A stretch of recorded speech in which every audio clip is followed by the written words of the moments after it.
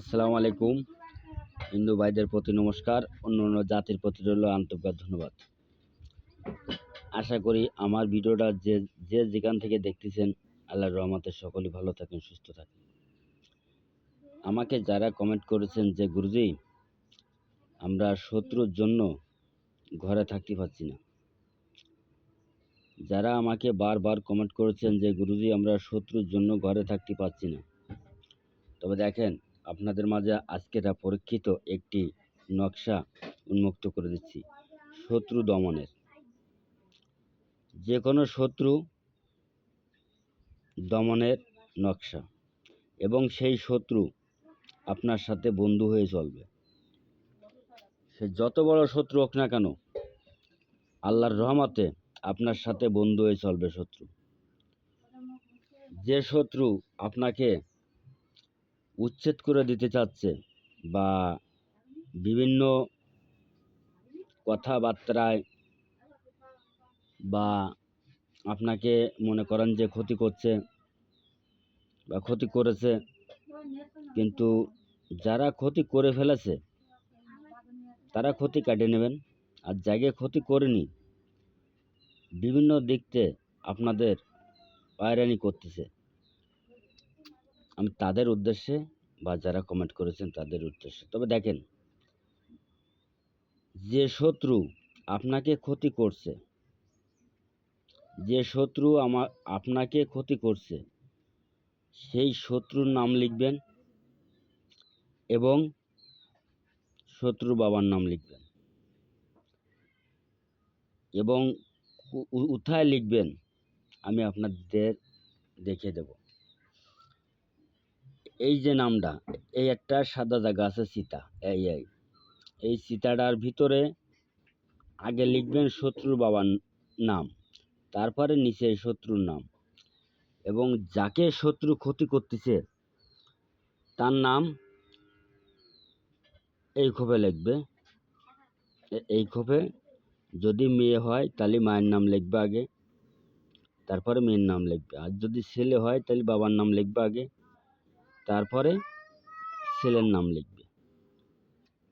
একবার লিখা হয়ে গেল, লিখে আপনারা কি করবেন, একই রকমের তিনটে নকশা বের করবেন, স্ক্রিনশট দিয়ে কম্পিউটারে নিয়ে যেয়ে একই রকমের তিনটে নকশা বের করবেন, এবং এই তিনটে নকশা বের করে আপনাদের লেখা শেষ হয়ে গেল, তিনটে নকশা বের করলেন এবং তিনটে নকশা একই রকমের লিখলেন।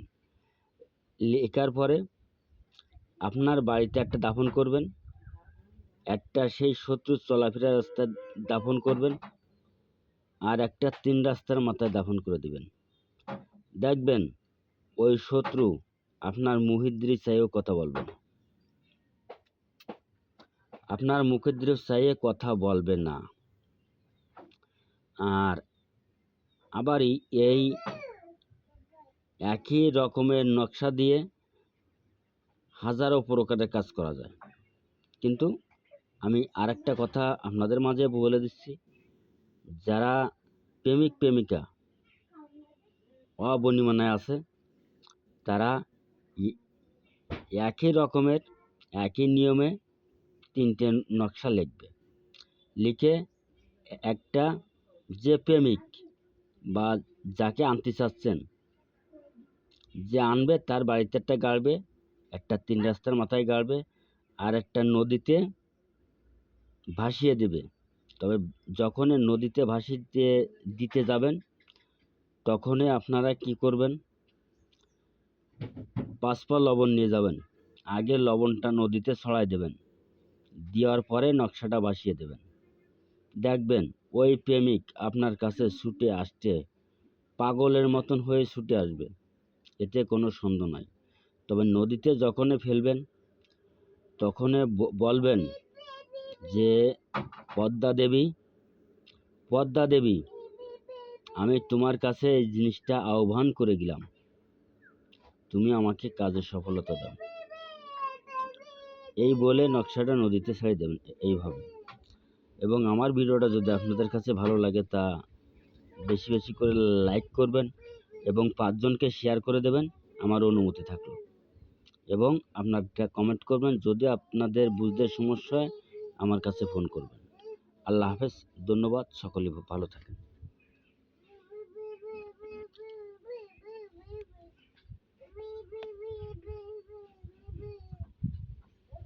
আপনাকে যাতে স্ক্রিনশট দিলে সম্পূর্ণ নকশাটাই পান, তাই আমি ক্যামেরা টুটো দিলাম। আল্লাহ হাফেজ।